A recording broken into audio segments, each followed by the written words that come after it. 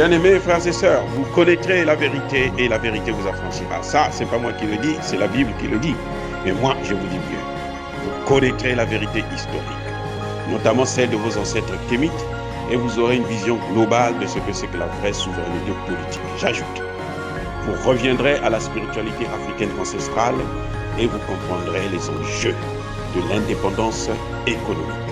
Et pour terminer, vous accepterez votre identité culturelle kémite et vous obtiendrez deux choses. La première, c'est la paix. La seconde, c'est le développement, à une condition. L'unité de toute l'Afrique noire, l'unité de tous les Noirs du monde entier. Otep à tous, bienvenue sur la chaîne des panafricanistes par essence, par conviction et par excellence. Celle des citoyens kémites par nécessité et obligation de combat.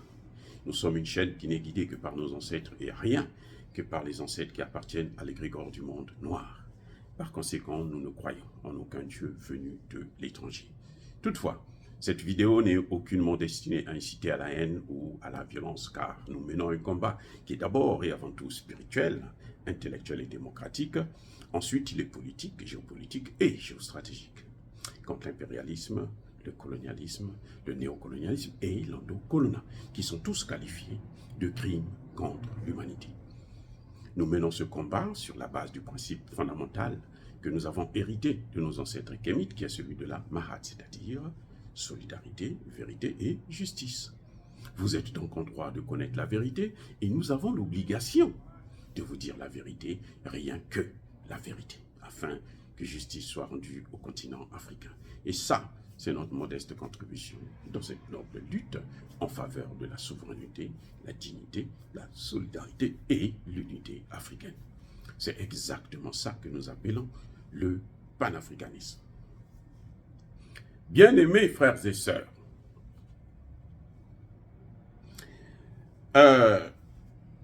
les Africains sont devenus les adeptes du pardon. Je ne dis pas que le pardon c'est mauvais, non, au contraire. Je salue. Il faut pardonner. Quand quelqu'un vous fait du mal, il faut pardonner pour pouvoir avancer avec cette personne. Mais je dis que lorsque le pardon efface la vérité, efface la justice, ce n'est pas un pardon. Ça, c'est maintenant l'irresponsabilité. Les gens doivent faire face à la justice et les gens doivent faire face à la vérité pour que le pardon puisse être efficace, légitime, légal et moralement acceptable. Il y a un autre élément que je tenais à vous rappeler, c'est que le pardon vient d'où? Le pardon vient de la Bible. Le pardon vient des différentes religions qui nous ont été imposées. C'est-à-dire, Dieu a écrit son livre, ou ses livres, mais Dieu n'est pas venu nous parler pour dire que non, le livre là, il est bon. Et Dieu n'a jamais parlé aux Noirs, comme par hasard. Jamais parlé aux Noirs, parce que l'homme noir a existé pendant 300 000 ans avant toutes les autres races. Avant les Blancs, avant les Chinois, avant les Arabes, avant les Chichis. L'homme noir a existé 300 000 ans. Mais pendant ces 300 000 ans-là, en tout cas, Dieu n'existait pas d'ailleurs. Je pense, hein, je ne sais pas. C'est comment ils expliquent ça. Dieu n'existait peut-être pas, mais en tout cas, même s'il existait, il ne nous a pas parlé. Il nous a créés et il nous haïssait. C'est comme ça que j'analyse ça. Il nous haïssait. Eux là, je ne veux pas les voir. C'est ma créature, mais je ne veux pas les voir. Il a attendu que les autres puissent être créés il y a 8 000 ans, 40 000 ans, maximum 40 000 ans, entre 20 000 et 30 000 ans, qu'ils ont été créés. Et maintenant, c'est là que Dieu va venir parler. Parce que ceux-là, ce sont les meilleures créatures. sur le plan scientifique, on démontre que ceux-là sont des dérivés des Noirs. C'est-à-dire que leurs ancêtres, là, ils ont tous été Noirs. C'est la transformation par rapport au climat et autres, et puis le nombre d'années qu'ils ont passé dans ces endroits-là, qui a fait qu'ils puissent perdre le mélanine et puis devenir donc blanc, chinois, arabe et autres. Après au moins 40 000 ans. Donc pendant plus de 250 ans, l'homme noir était en Afrique et il n'y avait pas d'autres hommes sur la terre. C'est après que ces populations ont commencé à immigrer, à aller sur l'ensemble du territoire du monde. Et puis maintenant, avec le temps, 40 000 ans et autres, après 40 ans, ils ont commencé. Donc, on compte autour de 8 000 ans seulement que l'homme, les leucodermes ont existé. Mais, Dieu ne leur avait pas parlé. Dieu a attendu que eux, ils arrivent pour venir parler. Dieu leur a donné le message. Voilà comment vous devez vous comporter. Si on vous gifle sur la joue gauche, vous devez donner la joue droite, et ainsi de suite. Et puis on continue à vous tabasser. C'est comme ça. Et puis vous pardonnez parce que vous, votre avenir là, c'est dans le ciel. Leur avenir là, c'est en Afrique là. L'Afrique sont les Africains, c'est un paradis sur terre. Donc, quand nous, on s'attache à la notion de pardon, c'est qu'on n'a rien compris. Parce que, ce qui est encore plus grave, c'est que ces religions sont rentrées chez nous, pas par la révélation, mais ils ne sont rentrés pas par le Saint-Esprit, mais ils sont rentrés chez nous par la violence. C'est-à-dire qu'il y a nos grands-pères, nos grands-mères, des chefs de village, des chefs de famille qui ont été égorgés, qui ont été éventrés pour des femmes, les enfants qu'on a tués pour réprimer les gens, pour les obliger à accepter de suivre ces religions. Il faut toujours le savoir. Jusqu'au jour où ils ont vu que, ils ont tout accepté, ils ont accepté maintenant. Donc c'est bon. On peut maintenant leur dire, maintenant ce que vous avez là, ce que vous connaissiez là, ce n'est pas bon. Il faut tout faire disparaître. C'est pour ça que l'homme noir est maintenant devenu, il ne sait plus où aller, il a perdu son identité. Donc, quand vous pardonnez, il faut savoir que le pardon là est venu d'abord par la violence. On ne vous a pas appris ça. Eux, ils ne vous ont pas pardonné parce que vous n'acceptez pas leur religion. Mais vous, vous devez les pardonner parce qu'ils vous ont tué pour faire accepter à vos... Non, c'est-à-dire que c'est incroyable. Il y a des gens qui m'ont critiqué, qui me disent, mais toi, tu veux corriger Dieu et tout. Non, je ne corrige pas Dieu. L'homme noir, là, y compris moi-même, ne peut pas vivre sans Dieu. Aucun noir. C'est-à-dire que même quand il dit « je suis athée » et tout, quand il dit « il est athée », c'est qu'il n'est pas ni chrétien, ni musulman, ni hindouiste, ni ceci. Mais ça ne veut pas dire qu'il ne croit pas en Dieu. Non. L'homme noir croit en Dieu, mais pas n'importe lequel.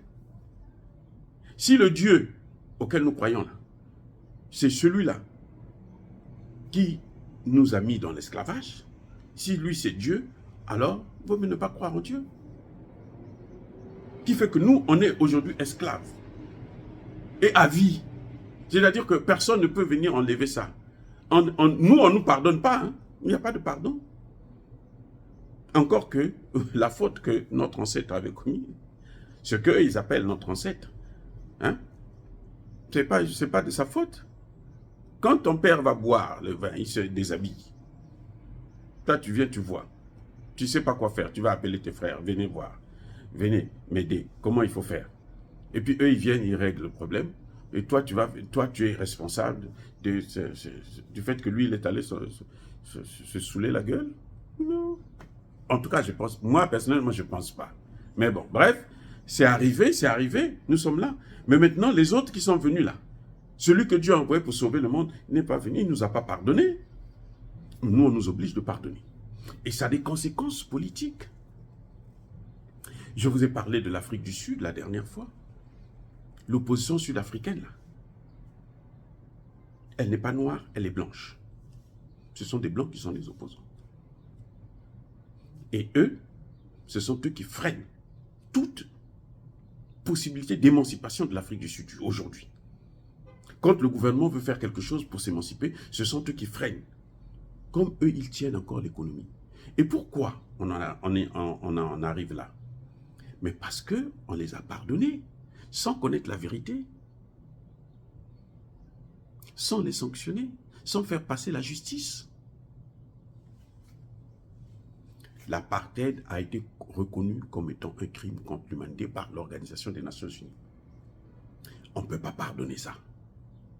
Écoutez bien, on ne peut pas pardonner. Mais on a imposé le pardon aux Sud-Africains. Et ceux qui ont pratiqué l'apartheid, ceux dont les parents ont pratiqué l'apartheid, aujourd'hui se disent, nous avons été pardonnés, les crimes que nous avons commis là sont effacés. Le pardon, c'est un moyen qui enlève la responsabilité des hommes. Si vous ne voulez pas être responsable de quelque chose, dites, pardonne-moi. C'est le diable qui m'a amené dedans. Puis c'est tout. Vous n'êtes plus responsable. Le crime que vous avez commis est effacé. Quel que soit le crime. Même le crime contre l'humanité, puisque l'apartheid est effacé. Et voilà les conséquences. Il bloque l'évolution, l'émancipation de l'Afrique du Sud. Ils sont en Afrique du Sud. Hein.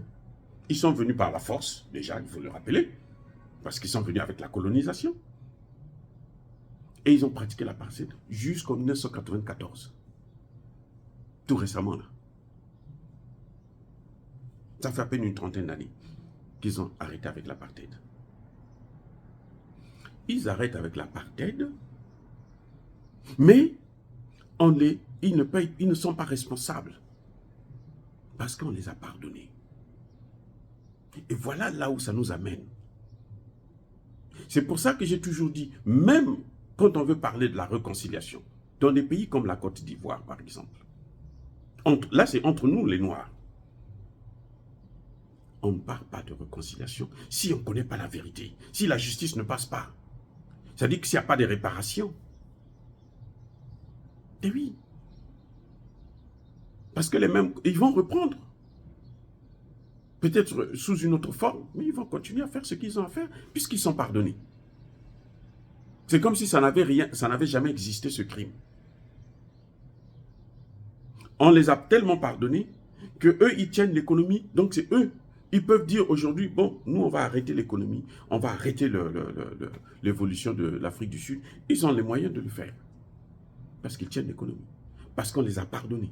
Sans pourtant qu'ils puissent prendre leurs responsabilités. Ce seraient des gens qui devraient même être interdits de pratiquer la politique. Dans ces pays, ici aux États-Unis, là, avec ce qu'ils ont fait là, tu peux pas.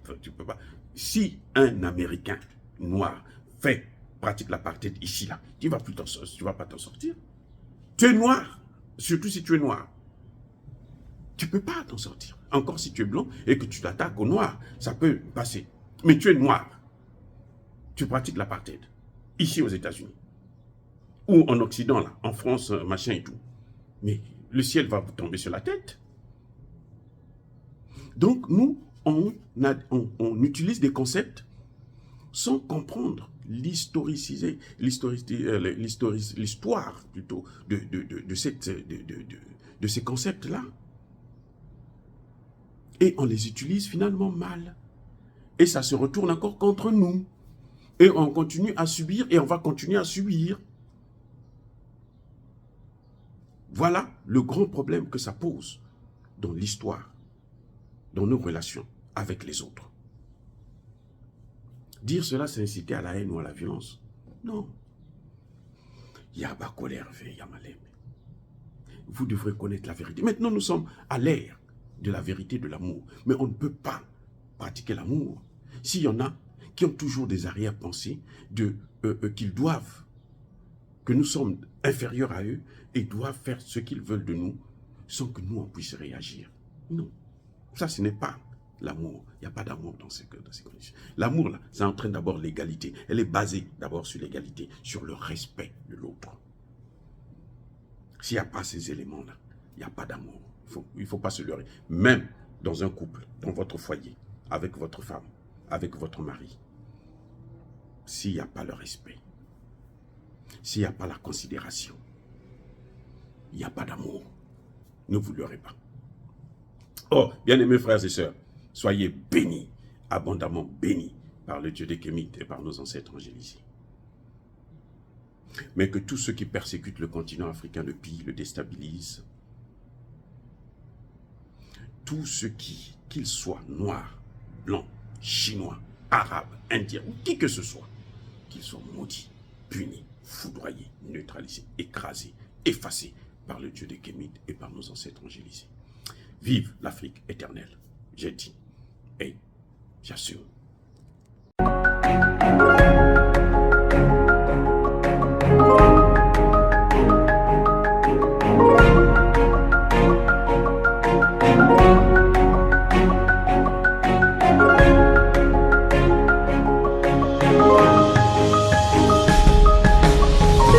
Eux, ils marchent par la foi et non par la vue.